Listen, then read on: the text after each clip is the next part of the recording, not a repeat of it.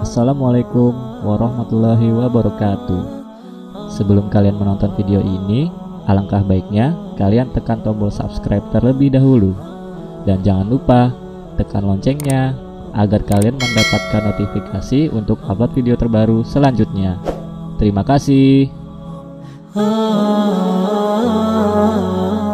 Dalam Islam, bagaimana hubungan anak sama bapak ibunya yang kafir? Tetap anaknya wajib berbakti. Bayangkan. Kan kadang-kala ada orang lain agama, sudah selamat tinggal. Wah, dalam Islam tetap berbakti. Allah mengatakan di surat Luqman, wa in jahadaka ala an tusyrika bima laysa laka bihi ilmun fala tuti'huma. Kalau orang tuamu memaksamu, dimaksa. Kadang-kala orang tua seperti itu. Kita lihat peristiwa bagaimana sebagian sahabat dipaksa untuk keluar dari Islam. Dan sampai hari ini ada di negeri kita.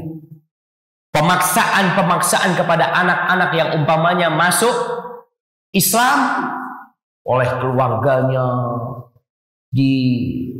Dilakukan tindakan-tindakan kezaliman kepada mereka. Tapi dalam Islam, kalau ada orang tua yang memaksa anaknya untuk berbuat syirik, fala tuti'huma, jangan taat. Jangan taat, nggak boleh patuh. Tapi engkau tetap wasahibhuma fid dunya ma'rufa. Engkau wajib berbakti kepada keduanya, menemani keduanya dengan cara yang ma'ruf. Tetap. Orang tuanya kafir nggak, anak nggak akan kasih makan biar dia masuk Islam. Boleh anak seperti itu. Ayahku, ingat kau sudah sakit-sakitan, aku nggak akan kasih makan kau sampai kau masuk Islam. Boleh? Boleh jemaah. Tetap kau kasih makan orang tuamu. Kau rawat orang tua. Dan ini yang menunjukkan indahnya Islam. Al-Auza'i pernah kedatangan satu orang dari Tastur, dari daerah Irak atau Iran sana, ke Libanon. Dia belajar, dilihat sama Auza'i ini, oh ini kok orang asing ya, nggak biasa ngaji di situ. Ditanya, kau dari mana? Dari Tastur, kata dia. Atau Tustur nama negerinya. Ditanya, bagaimana keluargamu? Kata dia, keluargaku masih majusi. Dia masuk Islam, keluarganya masih majusi. Bapakku majusi, kata dia. Coba kau pulang. Disuruh pulang sama Auza'i, kau pulang. Siapa tahu bapakmu bisa dapat hidayah lewat engkau. Kau pulang. Kasihan bapakmu. Pulangnya, berangkat ke Tustur. Sampai Tustur ternyata abahnya sakit. Dirawat sama anaknya, dirawat. Bapaknya heran sama anaknya yang pulang dari Libanon ke Tustur hanya untuk merawat orang tuanya. Dia tanya, nah agamamu ini apa sih? Kalau agamaku anak muslim. Diceritakan Islam tuh mengajarkan ini itu macam-macam. Akhirnya ayahnya mengatakan asyhadu an la ilaha illallah wa asyhadu anna Muhammad Rasulullah sallallahu alaihi wasallam. Setelah itu meninggal dunia ayah. Bayangkan. Sampai seperti itu Islam mengajarkan toleransi. Baik, Asma binti Abu Bakar. Ibunya dia musyrik. Suatu hari datang ke Madinah, mau jumpain Asma. Anaknya mau dijumpai. Asma takut. Dia laporan kepada Nabi SAW. Ya Rasulullah, inna ummi qadimat wahya raghibah. Wahai Rasulullah SAW, ibuku datang dalam kondisi dia masih musyrik. Apa yang harus aku lakukan? Apa kata Nabi SAW? Sili ummati. Tetap kau jaga silaturahim dengan ibumu. Kau berbuat baik sama ibumu. Seperti ini Islam mengajarkan jamaah. Jadi ada keponakannya yang non muslim, oh jangan dibantu dalam Islam, kau bantu. Bantu. Saat dia musyrik, iya kau bantu. Dengan ini mungkin ada hidayah Islam buat dia. Kita enggak kadang-kala jamaah, selamat tinggal. Kecuali mereka memerangin. Ini enggak kadang-kala kita yang harus berusaha ngambil hati mereka.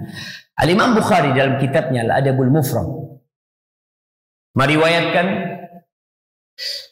dari Mujahid bin Jabr bahwa Abdullah bin Amr bin As, ini ada orang-orang kumpul di rumahnya Abdullah bin Amr bin As.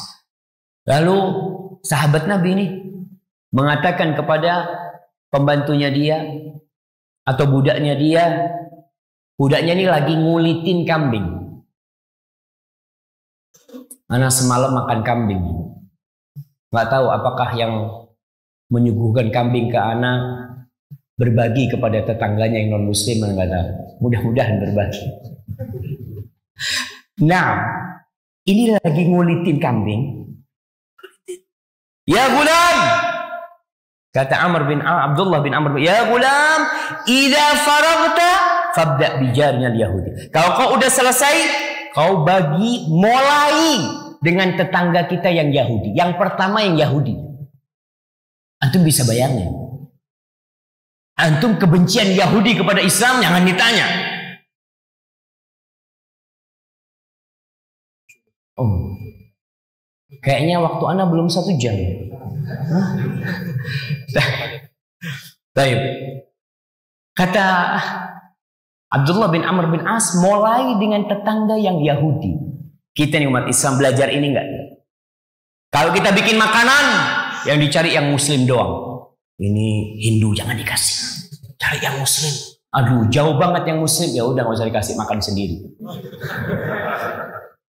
Nah, belajar kalau babul muamalah Islam, masya Allah. Fabda bijarnya lihat.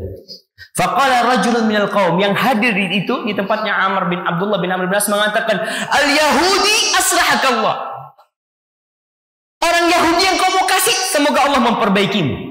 Ini bayangkan, seorang tabi'in melihat pekerjaan atau yang dilakukan oleh Abdullah bin Amr bin Auf salah. Makanya dia mengatakan semoga Allah memperbaikimu. Bayangkan sahabat ditegur, dikritik oleh seorang tabi'in. Karena melihat berarti orang tabi'in ini yang ada di tempat itu nggak pernah berbuat baik sama tetangganya yang non muslim. Dia beranggapan hadis-hadis tentang berbuat baik kepada tetangga khusus untuk muslim. Itu pemahaman dia, salah pemahaman. Buktinya siapa? Ini pemahaman sahabat. Abdullah bin Amr bin As, salah satu perawi hadis terbanyak. Apa kata dia? Sami'tu Nabiya sallallahu alaihi wasallam yaqulu anna Jibril awsani bil jar, ma zala Jibril yusini bil jar hatta dhanantu annahu sayuwarithu. Nabi mengatakan Jibril terus memberikan wasiat kepada aku agar aku berbuat baik kepada tetangga, sehingga aku mengira tetangga akan dapat warisan. Bayangkan. Abdullah bin Amr bin As memahami hadis ini umum. Kalau ada yang bicara lintas agama, ya semua agama, kalau ada tetangga kita wajib berbuat baik sama dia. Mulai sekarang ya. Mulai sekarang. Antum lakukan. Tunjukkan umat Islam di Bali, yang di sini minoritas, mereka baik kepada tetangga-tetangga yang non-muslim. Ketika antum menyembelih sesuatu, jangan menyembelih. Ya, orang berduit mungkin yang bisa potong kambing. Tapi kau mungkin bikin kue. Aroma kue itu tercium gak? Tetanggamu, kau goreng pisang, goreng pisang.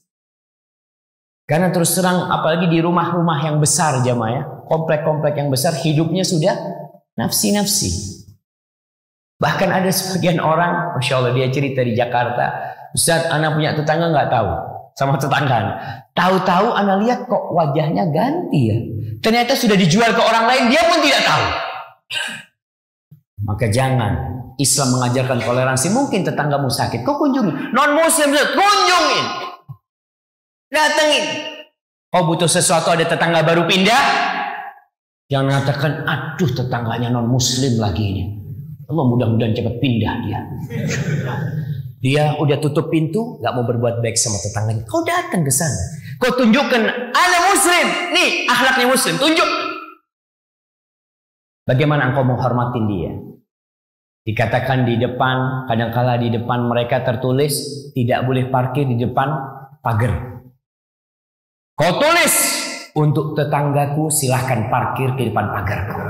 Hai jemaah, kenapa kau tidak mau lakukan itu? Katakan nih muslim nahna, silahkan kau parkir di situ. Karena kau tetanggaku. Kalau kita tidak melakukan itu, kita yang udah ngaji, kita yang hadir di masjid ini, kita yang sholat tiap hari di masjid, tidak melakukan itu, nunggu siapa yang melakukan jamaah? Maka kita harus menjadi orang yang awal memulai. Bahkan kalau bisa itu kata Amr bin As, mulai dengan tetanggaku yang Yahudi. Kau punya tetangga Muslim, kau mulai dengan yang Hindu. Kau mulai dengan yang non-Muslim. Tunjukkan bahwa Islam agama yang mulia.